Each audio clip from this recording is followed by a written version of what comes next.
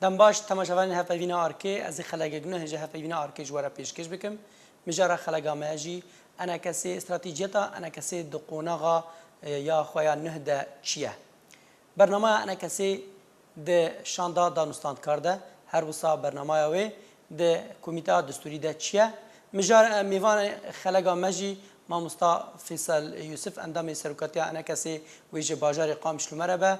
ما مستا تو بخیر هاتی هفوینا آرکی نبخیر دبی سپاس شوره مامستا استراتیجیتا انا کسی دوی قوناغا و نه پشتی و کلاشک سر بخوا هاتی ناسکرین ده شاندا دانستانه ده استراتیجیتا وی چیه؟ از يعني خوازم ببيجم استراتيجية انجمنان اجتماعي كردي بس بيكاش ورشا سوري وحتى ايرو كاري خوي خباتا خوي سياسي اوائك ديمقراطي خلكي سوري في بدي قانع كرن نتنيش خورا يعني ام خوتني في بدنا قانع كرن ام وك ملتك حقيمه وك عرب وك فرس ايدي تريد تمامي او نحوجه بس يا غيرو ام دبي قناغي دا ام تشاوا كاربن او خلكي جو ام وانا بهفدوره ام كاربن او جي ما بدنا قانع كرن ام جوا بدنا قانع كرن وسروي اواي ام وقت بشكي دو بوزيسيوني دا ام مخابات كرجبرجو هر وقتي ام ريجيما استبدادي ام ايشهانا ما في مب مسألة ديمقراطية بها وما كاريبو ام دوي واريدا باش كارا بكن ريكفتنا ولا باريس وديمقراطية ام بعلم بكن حتى في استا ايرو يقول ها ام جهاني دا ايروجي ام كارن بيشن دس خستنك نهندك بو اواغو انجمنان اجتماعي كردي كاريبو او چارچواغو نابليت بو يا جيب جي كرني يا لندن دركتي داويا 2016 يعني امنو نرتيا هري سركي دهلين جو مكاريبو ام لغو بكن اماده كرنا هنا كسينا بدولتي ولات باريزاجي اواغو رنجك عروبي اسلامي السربو مكاريبو ام هن رياضات الدوا جي او داخيانيا ويغو دركتي تشتك جيا رياضات الدوا تيدا نبو بهتر ما في هر كسي نتو سوريا قال لك نتو ما في واحد بيب كاروري ونابرجي ملتي كرد ايروجي بريار هاد قرتن بري ماكي انجمنان اجتماعي كردي سربخوا وك بيكاتكي بسري خوا ويتيدا بجداربي تشتك هاد بيجي ام زانبن ام وك انجمنان اجتماعي كردي بسري خوا تيدا هاتنا بجدار كرن لي وكي ديجي ام بسري خوا ندندروي اوبوزيسيوني دا هر وقت ريكفتنا ما يقو ما اريكري لسر ما بوينا كريا وبكسي معارضيرا ايروجي جارك دي تريج هي سربلندائيه بو مكاري بو بتبعيه دنگي گود هندروي دستايا تفاوضي دا سو 4 سو 5 كس تمام اريكرن بوجداريا انجمنان اجتماعي كردي ايروجي وقت فرساتا ام وقت استراتيجي البيشياما ام كارن ايرو وقت بريجي ما نريني خو طرح كرنا ام ايرو جوان رينا طرح تكن بخورتاي ام جير سر اواكي بو امي كاربن نرينا خويا نرينا كردي تبعي جو بارتي كردي تبعي والسر وقع عندي ايرو ام خدينا جير 2012 حتى انها ام خديه وينا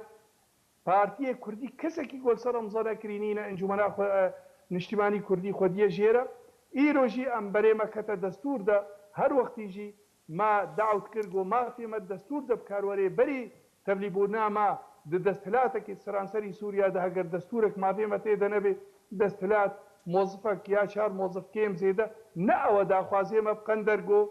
ام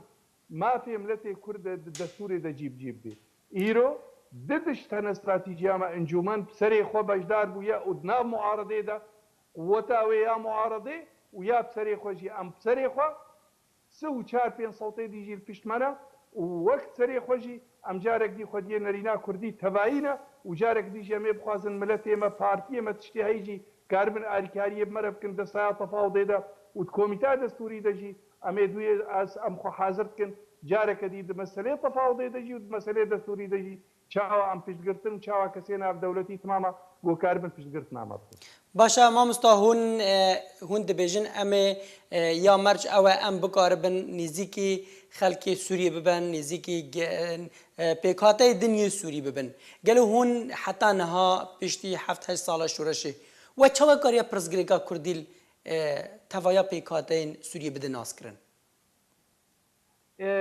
يعني روك بي امي بنفيسينن يعني اجدها صاروا بوزدها وفردا حتى يروري كفتنامه ياقو باوبوزيسيون يرى اوبوزيسيون جي صدو سو سيك سينا بدولتي يعني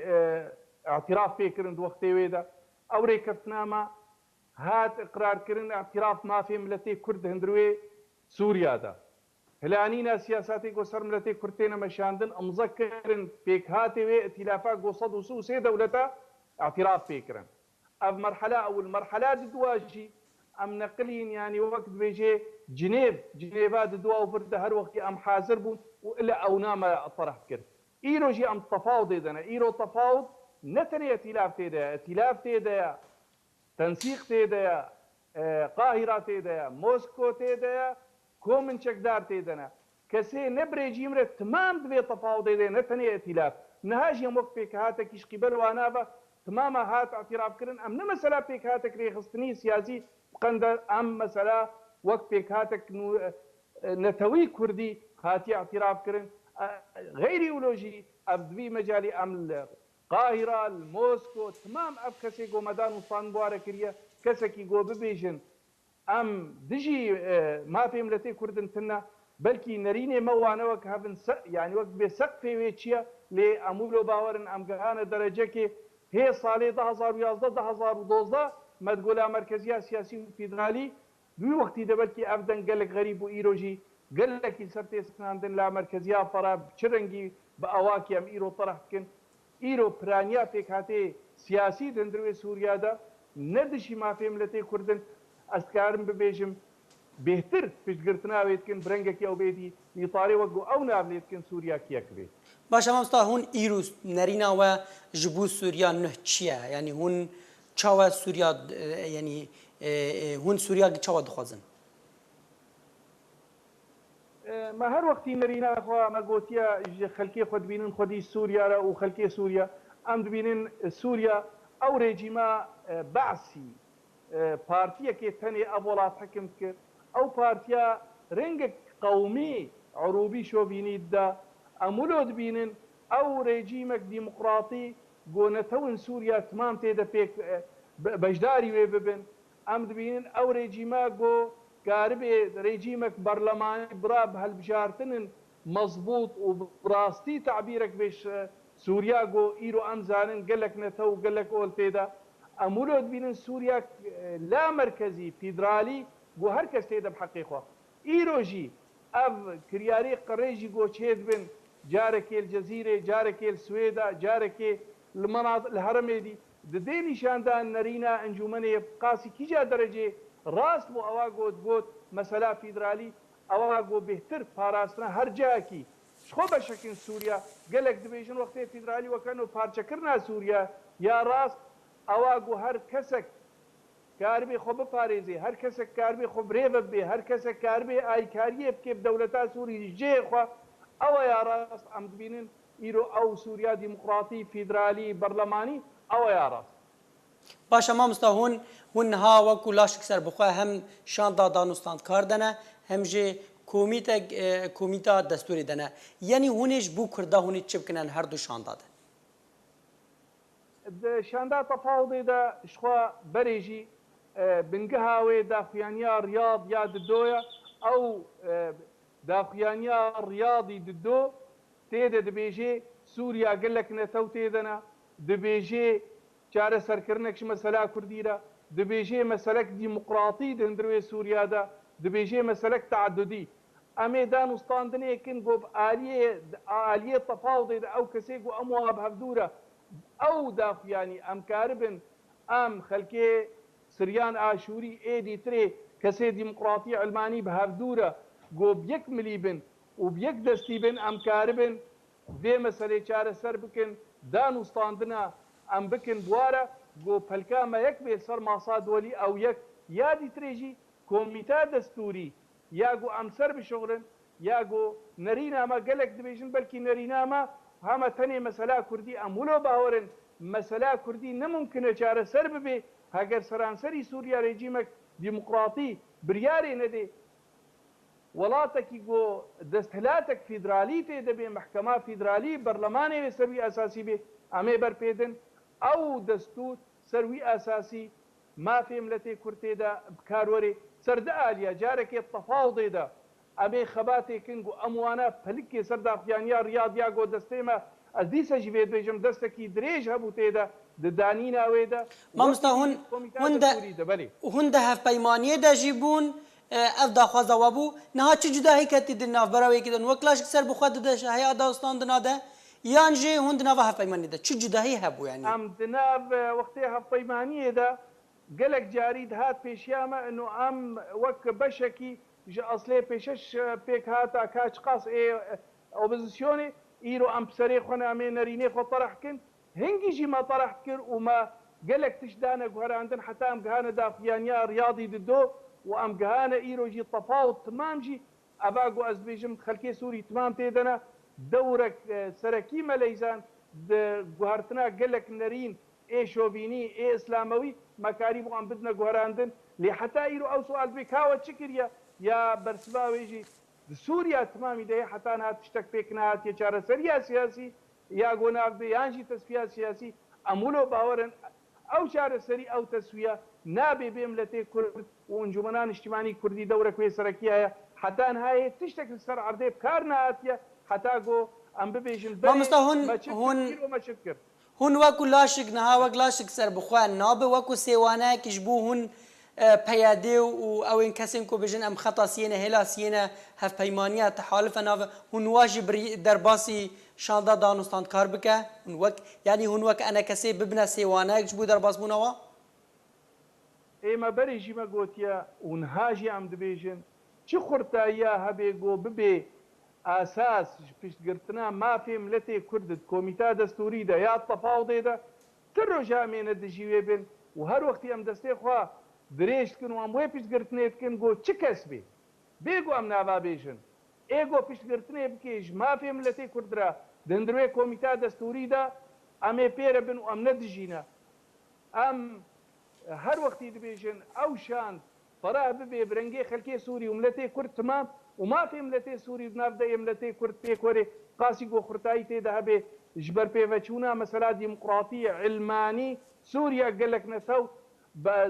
دروزاره به علویاره به سناره کره به امه پیشگرتنه بکن بجب تایبتی عملت ما هر وقتی او نرینا کردی توایی گو کسک نمای ام خودی نجیره ایرو تیجی و پیشگرتنه که ام ندجینه و ام دعوت کن گو دایره فراب به دستایا تفاوض دستایا دستوری قاسی فراب به یعنی مامستا اگراوی که هيا اگر مامستا اگراوی که هيا هون پیاده در باس بکن ریا و الوکون لاشک سر بخون پیاده بوریره در باسی دناوا شاندا دانستان کار بکی بلکی تگو ام وک کاربن ام وک انا کسی وک انجمنان اجتماعی کردی کاربن کسی کی بخود در باس بکن از بلکی به ام ببیشن ام کارن أبقوتن نوي نتجي خدبي جبر دستايا تفاوضي نعم تنينا قال لكن ودستايا تفاوضي شعب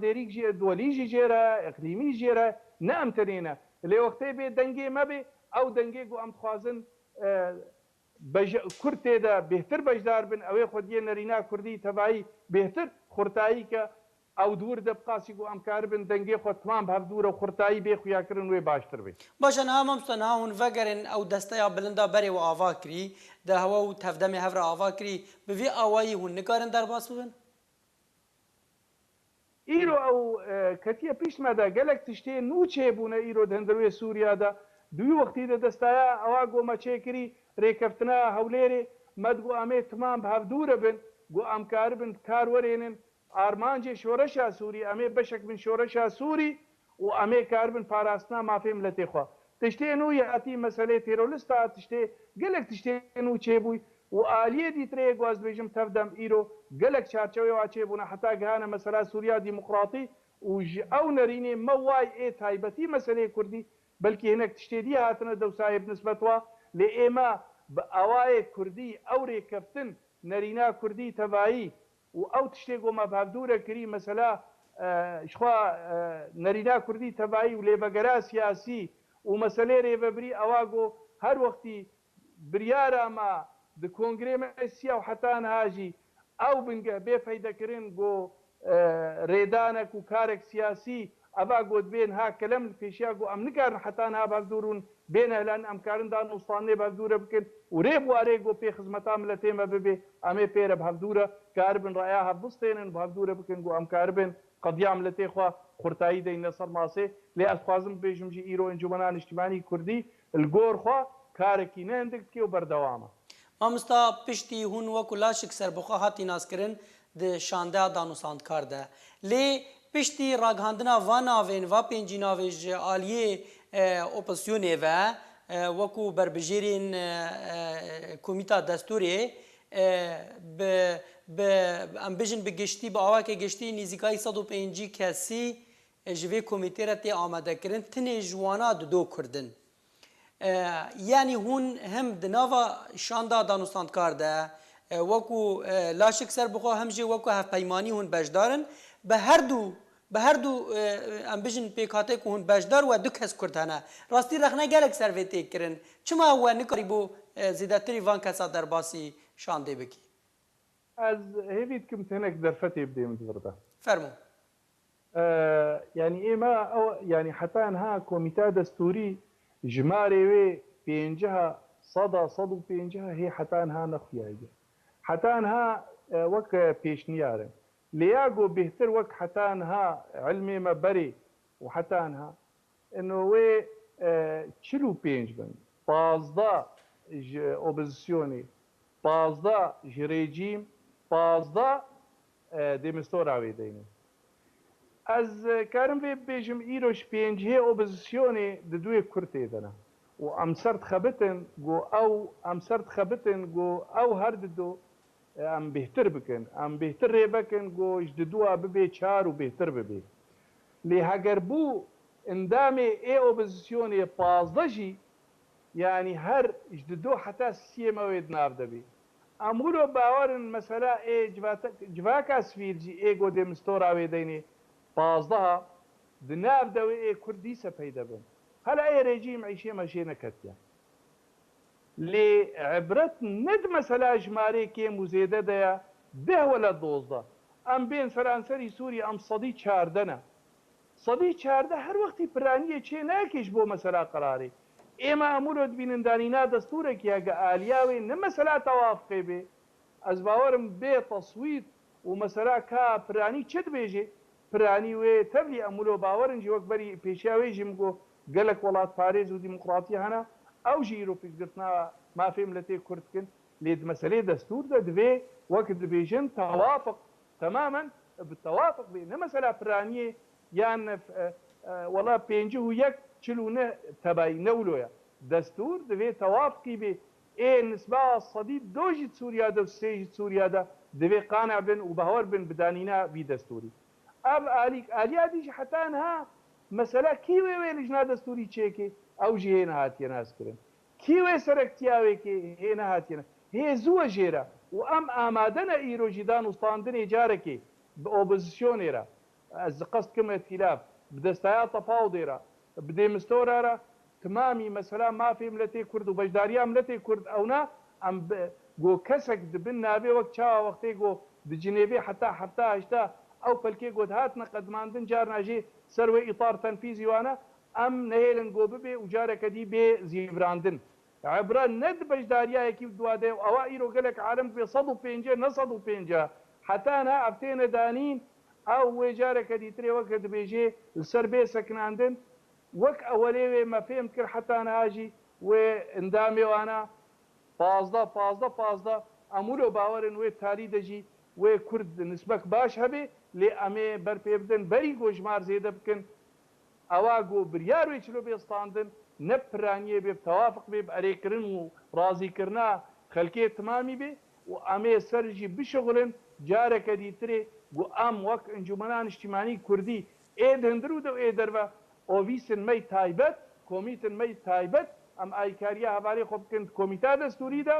و دیا تەفاو دێ دەژی ئاریکاریاوە مەسەلەی سیاسی بنەرینێ خوا bi meselê destûrî jî wekî dî jî piştgirtinekê bi têkiliyê xwe bi kesê navdewletî re ji pişt ve goçawa karibin arî me bikin û hêzin Kurdistanî ew jî dewra xwe destê wayî dirêj bi meselê diplomasî got arîkariyê bikin di vê deman wî tê gelek giranî سەرما هەیە گو ئەمێ کار بن بمەشێن و ئەو تێ خۆستن گۆ ملەت ئێمە ڕۆشنبیر ئێمە سیاسی ئێمە تمام کار بن ئاریکاریە بکرد. باشە مامۆستا ئەم نابژن بلا نەپێنجیش 15 کەس ئەگەر هەفپەیمانی 15 کەسا بربژێر بکە ji 15 دو تدبینی نۆرمالەش بوو کوردا دو کەس بن ئەمێ حتا ئیرۆ نەبووە یا بداوی هاتن ئەمێ بەر پێ بدەنش دووە ببێ سێش سسیە يعني طبعا هەگەر بمێنێ و مەسەلا ئەتیلافێ بالئەساس 15 ژبەر نەئەتیلاف تەنەیە هەڤالێ دەلال يعني نها هەگەر بوو 15 ئۆپۆزیسیۆن قاهیرایە مۆسکۆیە ئەتیلافە تەنسیقە هەنە کۆمێکێکدە یانیش تمامی وێ 15 ینی ئەمێ بەر پێ بدن گۆ نەددووە تەنێ بن زێدەی ددووا بێ ینی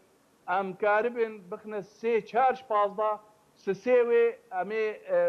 تەقسیر نەکن و ئللا ئەمنێ نیشنەهادەژی ئەم کار بکەن ئەم اتصاڵاتی خۆ بکەن بە ئالیە گۆ معنی نەپێ هێ ئەv نەهاتیە بداوی لێ ئەس دیسەژی یا گرنگیاوێ پربوون مهمە لێژێ مهمتر ئەم کار بن بضەمنێن گۆ تشتێک بێمە نەبێ تەوافق و ئەمێ سەروی ئەساسیش بشغڵن تشتێک دیژی هەیە ئەس دخوازم وێژی ونزانە بن یعنی ئیرۆ ئاسووری سریان ئاسووری ئێ منەظەما ئاسووری ئەو ژیوێ یەک دۆ جواب بەشدار بن ینی نەرینێ مەوانە دوێ مەجارێ دەیەکە حتا گروپن ترکمانە بخۆژی نەرینێوا دوێ مەسەرەی قەومی سووریا گەلک نەتە و علمانی دیموکراتی ئەم نا ینی طرفك ضعیفن دوێ معادلەیدا باشە مامۆستا یعنی وەختێ سریان دو کەس بنە ئاسووری نەچە دو کەس بن تورکمان دو کەس بن کوردجی دو کەس بن ده هەمان دەمێدا ئەم پلاتفۆرمێک سەر بخوانە مینار مۆسکۆ قاهیرا مۆسکۆ قاهیرا وێ هێژمارە وازێ دەبن تنێ هێژمارە مەوێ وەکو تورکمانە و ئاسووریا بە ئەف چواتەی دە ئەز ینی قاهیرا بخوا ئێوێنە هەگەر ئەم ئەرێ بکەن سەر ینی طبعا ئێمە پەلکا قاهیرا دەبێژێ ملەتێ سووریا تێ ئاواکردنش عەرەباش کووردا سریانی ئاشووریا غەیری نەتەوێدی دەوێ مافێ وای نەتەوی وەک هەبن پەلکا سەرەکیە قاهیرا ئەڤە مۆسکۆ بەلکی بێ زەلالیە لێ دەبێژێ چارەسەریەکش مەسەلا کوردیرە دەوێ ببێ یعنی تمام ئەم وەکە دەبێژێ تەنسیقەکێ ئەم هەفتوورە مە دەست پێ کرد هێ ئادارا پاردا و ئیرۆژ ئەمێ تەنسیقێ بکەن بوارە و تمامارە گۆ ئەم کار بن با مەسەلەی خۆ بمەشێن کەسێکی دژی مافێمە ئێگۆ جارادی ترێل هەمبەرمە سەکنین وەک ئەنجومەن سەرێ خوا هەیە تەنسیق بوو وەڵا وەک پێک هاتەکی ئەواژی تەسویت کرد ئەرێژ بێجارێژ ئەنجومەنان نیشتیمانی کوردیرە ئەم نەتەنێ ئەم یعنی مەسەلا ددووە جارێک دی دوێژم ددۆ لە سێ بپرانیێ ئەمێ نکار بن وەکە دبێژێ ئەم نسبا خۆ سەدی سێزدە چاردە سەرانسەری سووریا تشتێ خۆ بمەشێنن هەگەر نەم مەسەلەی قەناعەتە و بتەواف پێ بن باشە مامۆستا گوری نەریناتە ئەv کۆمیتا ku bê avakirin ya destûrî wê karibe mafê gelê Kurd garantî bike? Tiştekî got ez bibêjim wê karibe garantî bike îro divê lehza gonha em bi hevdûre din û distênin belkî pirsgirêk yanî belkî gelek pirsgirêk wê hebin pêşiya me lê em ê jê re bixebtin mane reşbeleka ê دەستورێ گۆ رووسیا بەلا کرید وەختێکی دەوە حتان هاژی بەلکی بنگە یا ئەو بێەوەکەوێ بریاردا بوو حتا حکمەك ذاتی کوردارە حکمەك ذاتی سەقافی حتانها ئەو مەبادئێ گۆ ئیرۆ تێنەدانین مەبادئێ گۆش دەستورە تێنەدانین مافێ نەتەوێ سووریا تێدا ئەرێت بن کەسێکی گۆکار بێ چابێ خۆش مافێ ملەتێ کورد و پێکهاتێ سووری ئێ نەتەوێ غەیری عەرەب بگرێ تقديرام دنينا اب كوميد هي حتى انها الياتي ويجي امير سر بسكنين چلو بريار ويتي دا يستاندن كينا ويچاوابي كي سركي ويا جابديريا دولي كي قال لك يعني وقت البيشيش قوت استراتيجيه انجومني دما بي وين وقت برحلا برين هابي مامۆستا فیصل یوسف ئەندامێ سەرۆکاتیا ئەنجومەن نیشتیمانیا کوردی لە سووریێ ji bajarê Qamişlo tu mere bûyî di hevpeyvîna arkê de gelek spas ji bo beşdarbûna te. Spas ji te re û ji guhdara timamî re û dewra guhark meşênê spas ji we re. Spas. Temaşevanên hevpeyvîna arkê em gihiştin dawiya xelega xwe heta xelegek dî bi min xweşiyê de.